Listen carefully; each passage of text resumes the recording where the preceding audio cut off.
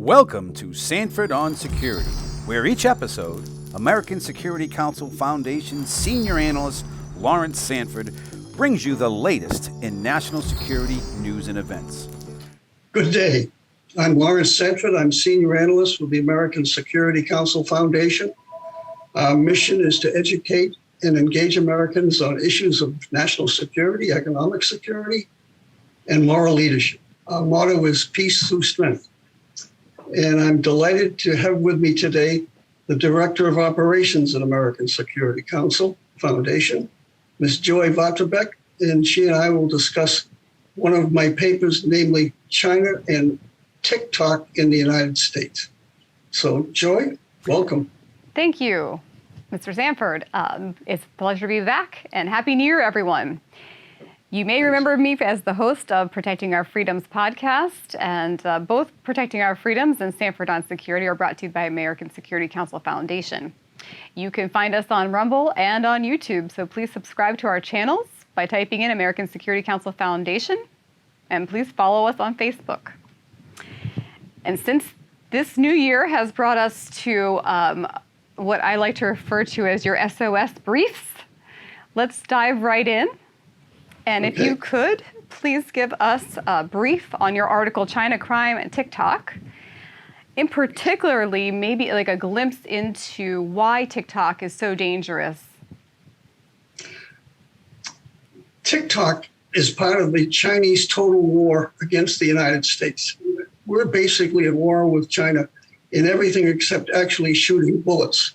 And who knows when that might come in regards to Taiwan, for example.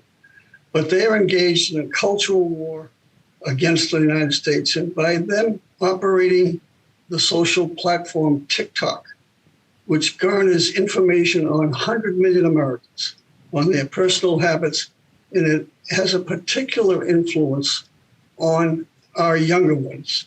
And it has an impact on our election results. And the thing about TikTok is that TikTok is running amok in America, doing whatever it wants to do. It is owned by a Chinese company called ByteDance, headquartered in China. And in China, every entity, that is human being, corporation, organization, church, whatever, is required by national law to act as an intelligence agency or agent or a spy for the government when so required.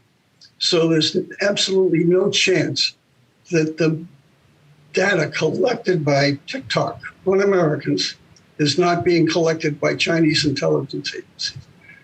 And another Chinese organization, WeChat. And I think the thing that is most concerning is we have no control over what they do with this data. We have no control over how they control TikTok. So if you go into TikTok and start criticizing China for the slaughter at Tiananmen Square, or its takeover of Tibet, or its militarization of the South China Sea, or its takeover of Hong Kong, you will be probably banned from TikTok. So it's basically a propaganda arm of the Chinese Communist Party, the CCP, and that is the danger. And the thing that particularly aggravates me, and it should be of concern to all Americans, is that China will reciprocate. If Facebook and Google cannot operate in China, why should America allow TikTok and the Chinese Communist Party to run amok in America unfettered? I don't understand it at all. And that's the thrust of that particular article that I wrote on TikTok. That's a very good point. And I think what you said there at the end, we will be discussing in your other article, quid pro quo, if I'm saying that correctly. Yes. But and I have heard numerous things about TikTok, and I, for one, will not let my daughter on there or go on there myself. So thank you for clarifying. It's also causing all sorts of behavioral issues with our young because they get addicted to this damn thing. And of course, China, the Chinese equivalent of TikTok is called Douyin. And the Chinese government will not allow children to watch it at night. And they also restrict how long they can watch Douyin. And it has the same logarithms or logarithms as TikTok, but it's geared for the Chinese people. But in America, our young are addicted, and the logarithms are geared to gathering information and changing their social patterns. To me, we should not be allowing this to happen. It's an addictive ideology that's affecting the brain patterns and brains of our youth.